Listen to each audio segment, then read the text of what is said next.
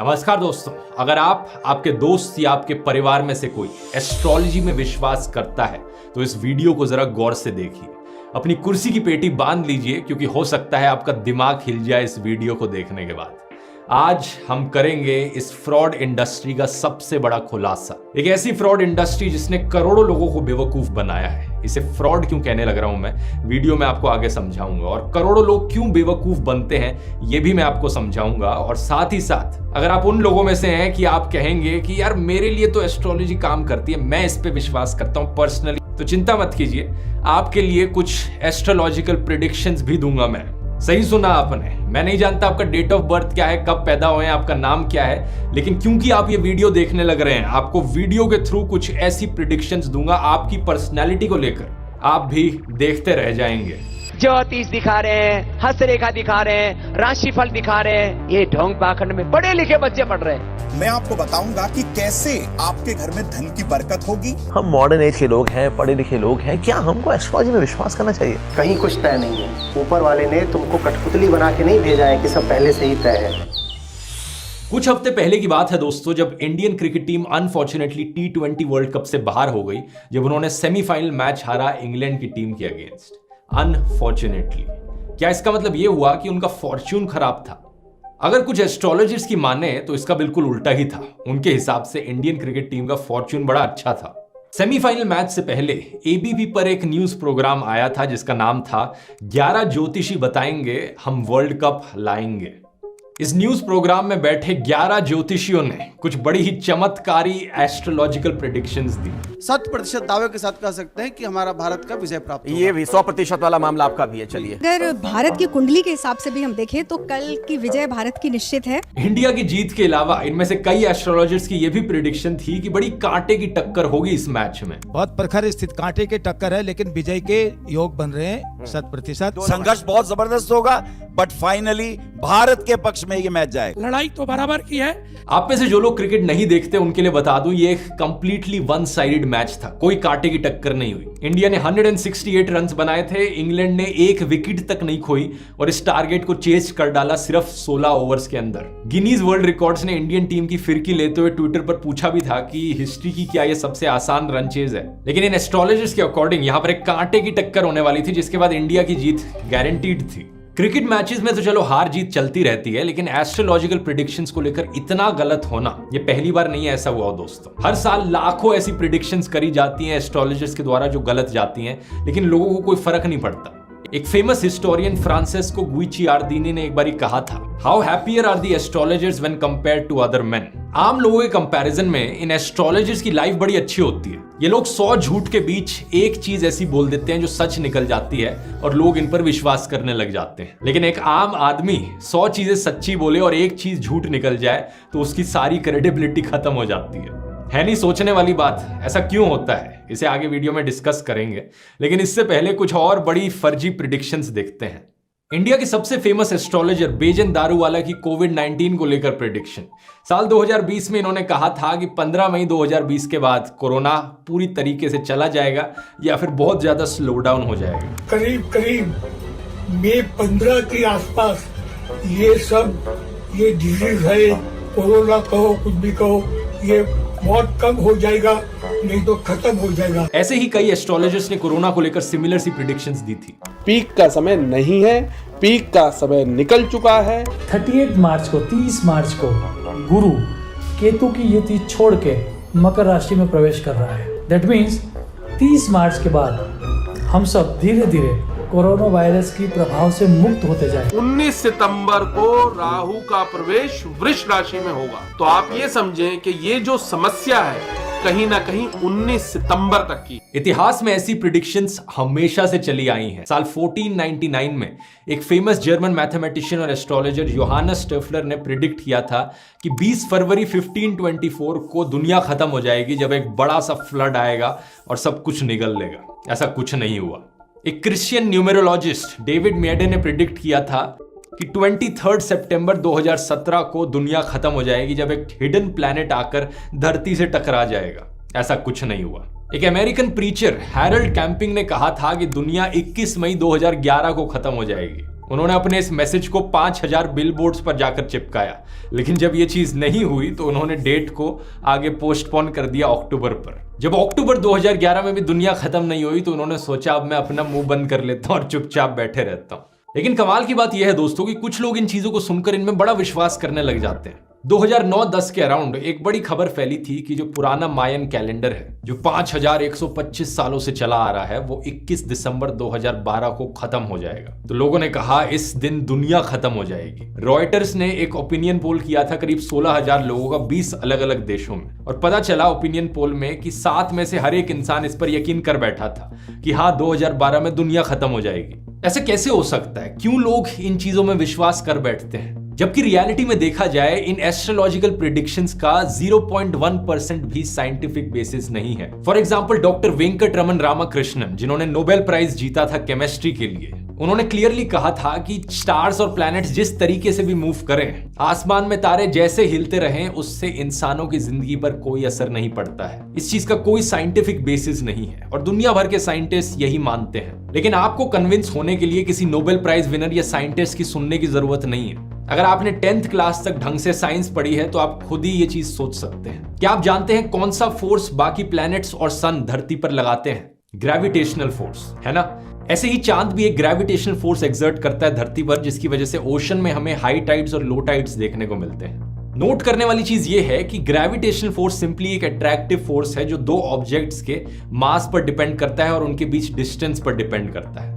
तो ये कैसे हो सकता है कि ग्रेविटेशनल फोर्स बताएगा कि आपको अपनी जॉब मिलेगी या नहीं मिलेगी, आपको अपने फेवरेट कॉलेज में एडमिशन मिलेगा या नहीं मिलेगा? दूसरी चीज जरा खुद से लॉजिकली सोचकर देखिए, अगर एक रमेश है एक सुरेश है, रमेश जनवरी में पैदा हुआ है, सुरेश जुलाई में पैदा हुआ है, ऐसा हो सकता है क्या सूरज की तरफ से जो ग्रेविटेशनल फोर्स आने लग रहा है वो रमेश पर ज्यादा लगे, सुरेश पर कम लगे? कि सूरज वहां से दूर से बैठा बोलकर कहेगा भाई जो जनवरी वाले लोग हैं भाई सब लाइन में खड़े हो जाओ, यहाँ पर रमेश तू भी आजा, जनवरी वाला है, आज तेरे ऊपर ज्यादा ग्रेविटेशनल फोर्स लगाऊंगा मैं। कुछ सेंस बना इस बात का? या फिर वो दूर बैठा मंगल ग्रह है हमारा, वो कहेगा भाई जो मार्च में पैदा हुए हो सब आ जाओ, मैं आप सबके लिए ग्रेविटेशनल फोर्स लेकर आ रहा हूं जिससे सबको गुड लक मिलेगी। ये लॉजिक सुनकर तो मेरे दिमाग में एक ही चीज आती है, दाल में कुछ काला नहीं है बल्कि पूरी दाल ही काली है। अगर साइंस की बातों से आप में अभी भी यकीन नहीं आया है तो थोड़ा और लॉजिक की बातों से आपको यकीन दिलाता हूं। एग्जाम्पल से समझते हैं। ये जो एक्वेरियस सन साइन है ये उन लोगों के लिए होता है जिनका बर्थडे 20th जनवरी से लेकर 18th फरवरी के बीच में आता है। इसके बाद वाला जो साइन होता है वो होता है पाइसेस, 19th फरवरी से शुरू होता है वो। अब यहां पर सोचकर देखिए 3 लोगों के बारे में, बंटी, बबली और बबलू। बंटी का बर्थडे आता है 20th जनवरी को, बबली का बर्थडे आता है 18th फरवरी को और बबलू का बर्थडे आता है 19th फरवरी को। अब बंटी और बबली का बर्थडे जो है वो एक दूसरे से काफी दूर है, लेकिन इन दोनों का हॉरोस्कोप एक ही है। दोनों एक्वेरियस कैटेगरी में फॉल करते हैं, लेकिन यहाँ पर बबली और बबलू का बर्थडे एक दिन के अंतर है इन दोनों के बीच में, लेकिन दोनों के हॉरोस्कोप्स बिल्कुल कंप्लीटली अलग। कुछ सेंस बना इस बात का? जिन दो लोगों के बर्थडे इतने पास हैं एक दूसरे से, उन दोनों का भविष्य बिल्कुल अलग। और जिन दो लोगों के बर्थडे 1 महीने दूर हैं, उन दोनों को same good luck bad luck मिलने लग रही है। दूसरा पॉइंट, कहा जाता है कि एस्ट्रोलॉजी हमारे डेट और टाइम ऑफ बर्थ से रिलेटेड है। इसका मतलब तो ये हुआ जो ट्विंस एक साथ पैदा होते हैं या फिर लिटरली मिनट्स का अंतर होता है उन दोनों के पैदा होने के बीच में, उन दोनों की जिंदगियां तो एक दूसरे से काफी सिमिलर होनी चाहिए, लेकिन ऐसा होते हुए हमें बिल्कुल नहीं दिखता। साल 1958 में एक स्टडी करी गई थी इसको लेकर। लंदन में करीब 2000 से ज्यादा बच्चे जो एक समय पर पैदा हुए थे, उन सबको इस स्टडी के लिए रजिस्टर किया गया। अगले कई सालों के लिए, डेकेड्स के लिए उनको मॉनिटर किया गया, उनकी डेवलपमेंट को देखा गया। रिसर्चर्स ने 100 अलग अलग कैरेक्टरिस्टिक्स को देखा कि जब ये बच्चे बड़े हुए, बाद में जाके इन्होंने नौकरी करी तो कौन सी नौकरी करी, ये मैरिड हुए या अनमैरिड रहे, इनकी पर्सनैलिटी कैसी थी, इनका IQ लेवल कैसा था, स्पोर्ट्स में ये कितने अच्छे थे, मैथमेटिक्स में ये कितने अच्छे थे, इनका एंजाइटी लेवल कैसा था। और साल 2003 में जब रिसर्चर्स ने इस स्टडी के रिजल्ट्स को पब्लिश किया जर्नल ऑफ कॉन्शियसनेस स्टडीज में, तो ये पाया गया कि इन सब में कोई भी सिमिलैरिटी नहीं थी। तो जब एक समय पर पैदा हुए बच्चों में कोई सिमिलैरिटी नहीं है, जो लोग 1 महीने दूर एक दूसरे से पैदा हुए हैं उनका हॉरोस्कोप सेम कैसे हो सकता है? इसे आप कंपेयर कीजिए किसी ट्रेजेडी से, किसी ब्रिज का टूट जाना, कोई भूकंप आ जाना या कहीं फ्लड्स आ जाना, जहां पर कई 100 लोग एक साथ मारे जाते हैं। लेकिन क्या वो सारे 100 लोग एक समय पर पैदा हुए थे? क्या उनका हॉरोस्कोप सेम था? क्या उनका एस्ट्रोलॉजिकल साइन सेम था? बिल्कुल भी नहीं था। तीसरा पॉइंट, अगर हमारी डेस्टिनी, हमारा फ्यूचर ऑलरेडी लिखा जा चुका है तो कोई फर्जी बाबा उसे कैसे बदल सकता है? जो ये फर्जी बाबा लोग सॉल्यूशंस प्रेजेंट करते हैं लोगों के सामने। निर्मल बाबा कहता है कि अगर आप समोसे के साथ हरी चटनी खाओगे तो आपकी लक अच्छी हो जाएगी, गुड लक आएगी आपके पास। खासकर समोसे कहाँ देखे आपने? वो बाबूजी ने 2 समोसे मंगवा दे बाबा जी, उसमें से एक मैंने खा लिया था। बाबूजी का हिस्सा भी खा लिया, तला हुआ भी खा लिया। अब ऐसा है कि उनको एक खिला भी देना और तो कृपा आपकी बहुत बढ़ जाएगी। मतलब ऊपर आसमान में बैठा चांद आपको देखकर कहेगा ये वाला आदमी ये समोसे के साथ हरी चटनी खाने लग रहा है, आज से मैं इसे तंग करना बंद कर देता हूं। मेरी तो फेवरेट है हरी चटनी। या फिर कुछ लोग कहते हैं कि अपने नाम में एक्स्ट्रा आर ऐड कर लो, आपको ज्यादा लक मिलेगी। आयुष्मान खुराना को आयुष्मान खुर्राना कर लो, आपकी लक बदल जाएगी। ऐसे ही रानी मुखर्जी को रानी मुखर्जी कर दो तो आसमान में बैठे तारे और प्लैनेट्स एक अलग तरीके की फोर्स लगाना शुरू कर देंगे। तुषार में एक एक्स्ट्रा एस डाल लो, तुषार कपूर की जगह तुषार कपूर कर लो, इतनी गुड लक आएगी, आप एक सुपरस्टार बन जाओगे। अरे भाई, बढ़िया एक्टर बनने के लिए बढ़िया एक्टिंग आनी चाहिए। एक्स्ट्रा एस लगाने से कोई बढ़िया एक्टर बन जाता तो हर कोई अपने नाम में एक्स्ट्रा एस लगाने लग जाता। चौथा, बहुत से लोग शादी करने से पहले अपनी कुंडली मैच करवाते हैं। उनकी शादी मुहूर्त को देखकर करी जाती है, जो कि नॉर्मली एक एस्ट्रोलॉजर के द्वारा सजेस्ट करी जाती है। कहते हैं अगर आप ऐसा नहीं करोगे तो आपकी शादी के लिए अच्छा नहीं होगा। तो जिन लोगों ने ऐसा किया है, क्या उनका कभी डिवोर्स नहीं होता? और जिन देशों में ये सब चीजें नहीं करी जाती, क्या वहां पर सिर्फ डिवोर्स ही होते रहते हैं, वहां पर कोई अच्छी शादी नहीं होती? पांचवा और सबसे इंपॉर्टेंट पॉइंट, अगर एस्ट्रोलॉजर्स की प्रिडिक्शंस इतनी ही अच्छी होती हैं तो ये जाकर अपने पैसे को स्टॉक मार्केट में इन्वेस्ट क्यों नहीं कर लेते? इन्हें तो सब पता है, ये सब प्रिडिक्ट कर सकते हैं, तो पैसा इन्वेस्ट करें और यहाँ पर कमा ले करोड़ों। नहीं मतलब खुद ही सोचकर देखिए आप, ये यहाँ पर क्रिकेट मैचेस के रिजल्ट बताते हैं। ये बताते हैं कि कौन सी फिल्म हिट होगी, कौन सी फिल्म फ्लॉप होगी।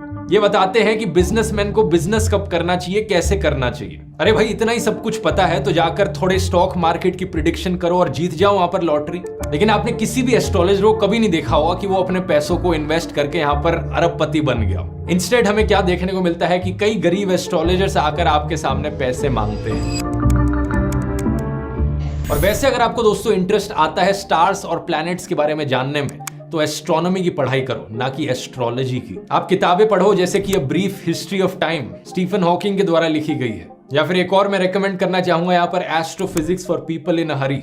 इन दोनों किताबों की book summaries as an audio book आपको कुकू एफएम पर मिल जाएगी। कुकू एफएम को नहीं जानते, बढ़िया ऑडियो लर्निंग का प्लेटफॉर्म जहां पर ढेर सारी ऐसी ऑडियो बुक्स आपको सुनने को मिलेंगी।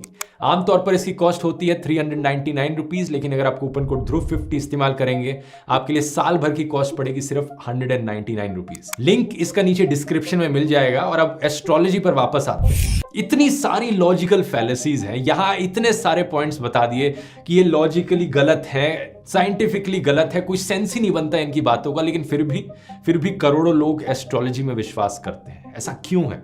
इसके पीछे 3 मेन कारण बताए जा सकते हैं दोस्तों। पहला है लोगों का कमजोर दिमाग। अब बात कुछ ऐसी है दोस्तों, हमारा फ्यूचर अनसर्टन होता है, हम सबका फ्यूचर अनसर्टन है। कोई भी फॉर श्योर गारंटी करके 100% नहीं बता सकता कि फ्यूचर में ये होकर ही रहेगा। और अनसर्टेनिटी एक ऐसी चीज है जिससे बड़े लोग परेशान होते हैं। लोगों को अपनी जिंदगी में सर्टेनिटी चाहिए। लोग फॉर श्योर चाहते हैं कि उनका फ्यूचर गारंटीड हो, सिक्योर हो, सेफ हो। लोग एक अच्छी जिंदगी जीना चाहते हैं और लोगों को इस अनसर्टेनिटी से डर लगता है। और इस डर का सोल्यूशन लोगों के सामने है एस्ट्रोलॉजी। एस्ट्रोलॉजिकल प्रिडिक्शंस लोगों को सर्टेनिटी देती है जिंदगी में।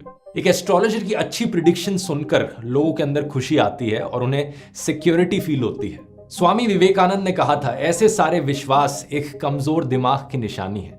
और आमतौर पर ऐसे लोगों को डॉक्टर के पास जाना चाहिए, लेकिन लोग एस्ट्रोलॉजर के पास जाते हैं। अब क्योंकि ऐसे लोगों का माइंड ऑलरेडी एस्ट्रोलॉजी में विश्वास करता है, एस्ट्रोलॉजी में विश्वास करना चाह रहा है, ऐसे लोग सवाल नहीं करेंगे, डाउट नहीं करेंगे एस्ट्रोलॉजर की बातों में। जो भी एस्ट्रोलॉजर कहने लग रहा है वहां पर, उस पर अंधाधुंध यकीन कर लेंगे, क्योंकि वो यही चीज सुनना चाहते हैं। ये सर्टेनिटी वो अपनी जिंदगी में चाहते हैं। लेकिन अगर आप ऐसे लोगों में से नहीं हो, आप चीजों पर डाउट करते हो, फिर भी आपको एस्ट्रोलॉजर की बातों पर यकीन हो जाता है, तो दूसरा कारण और भी इंटरेस्टिंग है, कोल्ड रीडिंग। इस टेक्निक का इस्तेमाल करते वक्त एस्ट्रोलॉजर्स कुछ ऐसी चीजें कहेंगे। जब 30 साल के हो जाओगे, तुम्हारा भाग्य चमकेगा, तुम्हारी किस्मत करवट लेगी।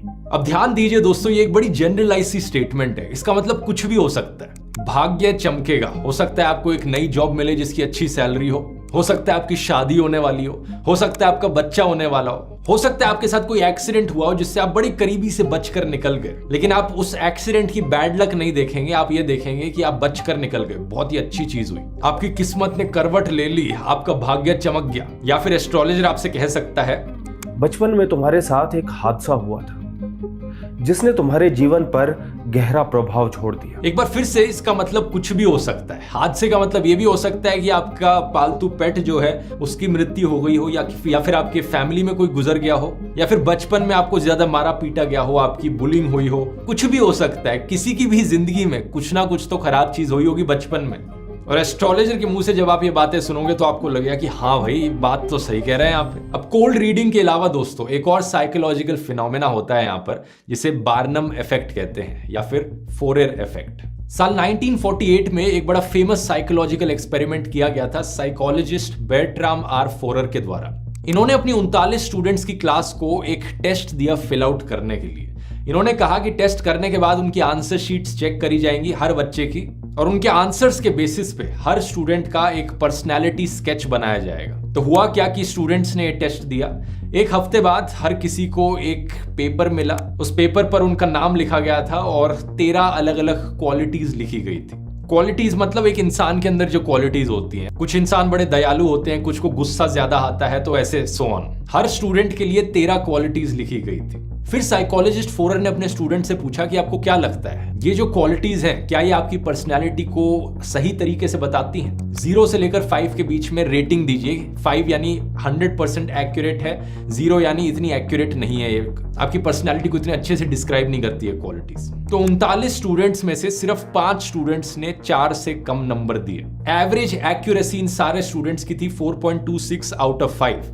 मतलब ये कि ऑलमोस्ट हर स्टूडेंट मानता था ये 13 क्वालिटीज जो उनके बारे में लिखी गई थी वो उनकी पर्सनैलिटी को बताती थी। और यहां आता है हमारी कहानी में ट्विस्ट दोस्तों। ट्विस्ट ये है कि इन सारे स्टूडेंट्स को सेम पेपर दिया गया था जिन पर सेम क्वालिटीज लिखी गई थी। यानी वो जो पर्सनैलिटी स्केच था वो हर स्टूडेंट के लिए सेम था, लेकिन फिर भी सब स्टूडेंट्स को लगता था कि ये उन्हीं की ही पर्सनैलिटी को डिस्क्राइब करता है। फोरेर ने कंक्लूजन निकाला कि अगर हम ऐसी डिस्क्रिप्शन देंगे जो बहुत ही ब्रॉड हो, जनरलाइज्ड हो, लेकिन उसे इस तरीके से फ्रेज करेंगे कि ऐसा लगे मानो एक इंडिविजुअल के लिए ही लिखी जा रही हो, तो लोगों को लगेगा कि हाँ उनके लिए ही लिखी गई है। ऐसा क्यों होता है? क्योंकि लोगों को अपने बारे में अच्छी चीजें सुनना पसंद है।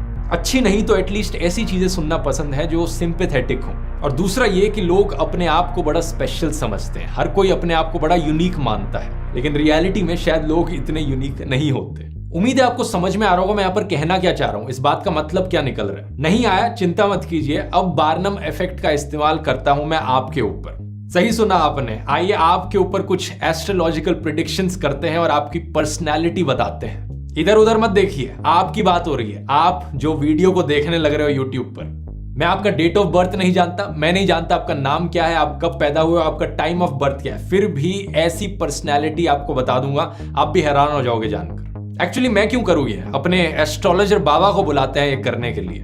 तो रेडी हो अपनी पहली प्रेडिक्शन के लिए? ये सुनिए फिर। आपके अंदर बहुत ऐसी कैपेसिटी है जो आपने अभी तक अपने लिए इस्तेमाल ही नहीं की है। आपको लाइफ में थोड़ा बदलाव चाहिए होता है, थोड़ी वैरायटी, इसलिए कोई आप पर बंदिश लगा दे ये आपको अच्छा नहीं लगता। ये बात सच है ना आपके लिए? क्या लगता है आपको? हो सकता है आप में से कुछ लोगों की भेड़ चाल वाली सोच हो, आप हर्ड मेंटालिटी में विश्वास करते हो, लेकिन ये चीज आप कभी खुद से एडमिट तो नहीं करोगे, तो इसलिए ये चीज आपको सच्ची लगेगी। हो सकता है आप में से बहुत से लोग रूटीन पसंद करते हो, सेम कलर के कपड़े पहनना, सेम टाइप का म्यूजिक सुनना, कई सालों से एक ही तरीके के रेस्टोरेंट्स में खाना खाना, सेम टाइप का खाना खाना कि भाई मुझे तो छोले भटूरे ही पसंद है, समोसा या टिक्की ही पसंद है, मैं कभी उपमा या हुमुस या पीटा ब्रेड ये सब ट्राई नहीं करना चाहता। लेकिन कोई भी अपने आप से ये नहीं एडमिट करेगा कि वो बंदिशों में रहना चाहता है। थोड़ा बहुत बदलाव और चेंज तो हर किसी को पसंद होता है। मान लो आपकी जिंदगी काफी बोरिंग भी है, लेकिन आप कभी भी खुद को भी एडमिट नहीं करना चाहोगे कि मेरी जिंदगी बोरिंग है। इन पॉजिटिव स्टेटमेंट से हटकर जो सिंपैथेटिक स्टेटमेंट्स हैं फोरेर की, वो और भी ज्यादा दिमाग हिला देने वाली हैं। सुनिए जरा। आपने देखा है कि किसी को अपने बारे में ज्यादा सच्चाई बता देना ठीक नहीं रहता, और कई बार आपको डाउट होता है कि क्या मैंने सही डिसीजन लिया है। अब अगर हमारे एस्ट्रोलॉजर बाबा एक बढ़िया सी मॉकटेल बना देंगे सिंपैथेटिक स्टेटमेंट और पॉजिटिव स्टेटमेंट की, तो आप उसे गट गट करके पी जाओगे। आप दिल के बहुत साफ इंसान हो, दूसरों के लिए एडजस्ट कर लेते हो, क्योंकि आपके लिए जो चीज सबसे ज्यादा मैटर करती है वो है लोगों की इज्जत और प्यार। लेकिन इससे होता यह है कि कई बार लोग आपका फायदा उठा जाते हैं, आपको इमोशनल फूल समझते हैं। ये सुनने के बाद आप सेल्फ पिटी और प्राइड के नशे में गुम हो गए हो। अब तो आपको भी लगेगा भाई हमारे एस्ट्रोलॉजर बाबा जी बड़े ही अच्छे इंसान है, सारी सही प्रिडिक्शंस करते हैं। ये कैसे हो सकता है कि एग्जैक्टली आपकी पर्सनालिटी हमारे एस्ट्रोलॉजर बाबा को पता थी? लाओ चंदा दो पहले। मजाक कर रहा हूं, आइए और टेक्निक्स को ऐसे ही देखते हैं। अगली टेक्निक है क्लूज को पिकअप करना। अगर आपने मेरा करण सिंह के साथ वीडियो देखा है ये वाला, तो आपको भी याद होगा मैं किस चीज की बात करने लग रहा हूं। एस्ट्रोलॉजर्स का अक्सर एक ऑब्जर्वेंट माइंड होता है, और मेंटलिस्ट का भी, जैसे कि करण सिंह का। ये चारों तरफ क्लूज की तलाश में रहते हैं कि एक इंसान ने किस तरीके के कपड़े पहने, कैसा ड्रेसिंग स्टाइल है, फॉर्मल शर्ट है, ट्राउजर्स हैं या टी शर्ट पहन रखी है, किस तरीके की टी शर्ट पहनी है, कुर्ता पजामा पहना है तो क्या प्लेन व्हाइट है या फिर कोई ब्रांडेड डिजाइनर वाला है, एक इंसान कैसा है, थोड़ा सा वेट गेन किया हुआ है इसने या फिर बड़ा ही फिट इंसान है, बात करने में कैसी भाषा बोलता है, क्या ये प्लेन हिंदी बोलता है या रीजनल लैंग्वेज का मिक्स है या फिर हिंदी में बहुत से इंग्लिश शब्द डाल के यूज करता है, कॉन्फिडेंट है या वल्नरेबल लग रहा है। ये सारी अलग अलग चीजें अगर आप एक इंसान के बारे में ऑब्जर्व करोगे, उसे देखोगे, तो आप उस इंसान के बारे में बहुत सी चीजें गेस कर सकते हो बड़े एक्यूरेटली, कि वो किस टाइप का खाना खाता है, उसकी हॉबीज कैसी होंगी, किस तरीके की उसकी नौकरी होगी, उसका इकोनॉमिक स्टेचर कैसा होगा, उसका एजुकेशन लेवल कैसा होगा। एस्ट्रोलॉजर्स भी यही चीज करते हैं। फेलिसिटी कार्टर एक एस्ट्रोलॉजर के तौर पर काम करती थी, अच्छे पैसे कमाती थी, लेकिन एक दिन उनके सामने एक ऐसा इंसान आया जो न्यूरोटिक था, जो डॉक्टर के पास जाना ही नहीं चाहता था। उसके बाद उन्हें लगा कि वो इस तरीके से एस्ट्रोलॉजी का काम नहीं कर सकती, लोगों को बेवकूफ बनाने का काम नहीं कर सकती। तो उन्होंने क्या किया, अपनी सारी ट्रिक्स को लिख दिया एक गार्डियन के आर्टिकल में। उन्होंने बताया अपने एस्ट्रोलॉजी के करियर के दौरान उन्हें सेम सी कहानियां बार बार सुनने को मिलती थी। लोग आते थे उनके पास, कभी रोमांस की प्रॉब्लम्स को लेकर, कभी काम की प्रॉब्लम को लेकर, कभी अपनी लाइफ में बदलाव ढूंढने के लिए। ये कहानी में इतने सारे पैटर्न्स उन्होंने नोटिस किए कि जैसे ही कोई इंसान अंदर घुसता, वो उस इंसान के हुलिये को देखकर ही बता सकती थी कि वो इस इंसान में, उसकी लाइफ में कौन सी प्रॉब्लम चल रही होगी। एक्सपीरियंस के साथ साथ ये स्किल उन्होंने इतनी अच्छी डेवलप कर ली कि जैसे ही एक हार्ट ब्रोकन यंग इंसान उनके ऑफिस में घुसेगा, वो उनसे कहेंगी कि जाने दो, उस लड़की को भूल जाओ। और वो बंदा हैरान हो जाएगा, भाई ये कैसे हो गया, इस एस्ट्रोलॉजर को ये कैसे पता चल गया मेरे बारे में। चीजें ऑब्जर्व करके पता चला। एक फाइनल ट्रिक यहाँ पर काफी फ्रॉड वाली है, जो काफी एस्ट्रोलॉजर्स करते हैं इंडिया में। वो क्या करते हैं, आपके बारे में इंफॉर्मेशन पता करने की कोशिश करते हैं कुछ सीक्रेट चैनल्स के थ्रू। श्याम मानव फाउंडर हैं अखिल भारतीय अंधश्रद्धा निर्मूलन समिति के। एक ऐसी ऑर्गेनाइजेशन है जो सुपरस्टिशन को डिबंक करती है और एस्ट्रोलॉजी के फ्रॉड को एक्सपोज करती है। ये बताते हैं कि अक्सर इंडिया में क्या होता है, जब आप एस्ट्रोलॉजर से मिलने जाते हैं, रिसेप्शनिस्ट को कुछ इंफॉर्मेशन देते हैं, तो वो इस इंफॉर्मेशन को लीक कर देते हैं बाबा को, और वो बाबा आपको वही चीज दोहराते हैं। आपको लगता है भाई इन्हें कैसे पता चला। एक बार ये इंदौर गए थे एक बड़े ही फेमस बाबा को डिबंक करने के लिए। वहां बाबा के पास जाने के लिए उन्होंने रिक्शा पकड़ी, और रिक्शा वाला जो था वहां पर, वो बातचीत करने लग गया आमतौर पर और काफी चीजें पूछने लग गया। श्याम मानव को एकदम से एहसास हुआ कि ये रिक्शा वाला इतनी सारी चीजें क्यों पूछने लग रहा है। तो उन्होंने एक गलत इंफॉर्मेशन अपने बारे में दे दी। उन्होंने कहा कि वो इंग्लिश प्रोफेसर है नागपुर यूनिवर्सिटी में। उसके बाद जब वो फर्जी बाबा के पास पहुंचे, तो वहां से अनाउंसमेंट उन्हें सुनने को मिलती है। और कतार में मुझे खड़े रहना पड़ा, करीबन 250-300 लोग कतार में खड़े थे, मैं खड़ा हूं। और फिर थोड़ी देर बाद में 5-7 मिनट के बाद में बाबा जोर से चिल्लाए लाउड स्पीकर, वो नागपुर यूनिवर्सिटी के बहुत बड़े इंग्लिश के प्रोफेसर है, वो सामने आओ। अब मैं इंग्लिश का प्रोफेसर तो यूनिवर्सिटी में कभी था ही नहीं। मुझे फट से पता चल गया कि सब जानकारी रिक्शे वाले को जो मैंने दी थी वो बराबर बाबा तक पहुंच गई।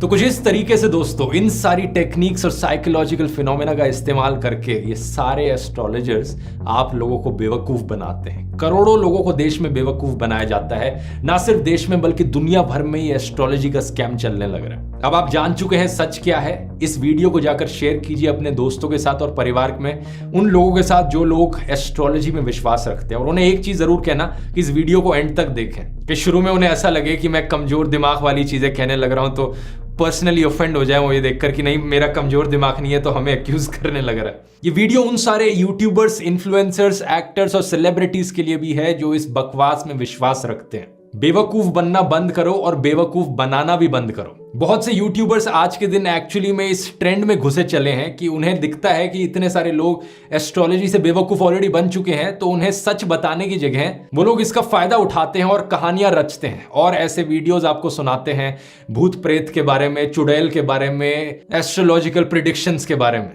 आपकी जिंदगी का फ्यूचर दोस्तों सिर्फ आपके हाथों में है। यह बात सच है कि बहुत से एक्सटर्नल सर्कमस्टांसेस को हम कंट्रोल नहीं कर सकते।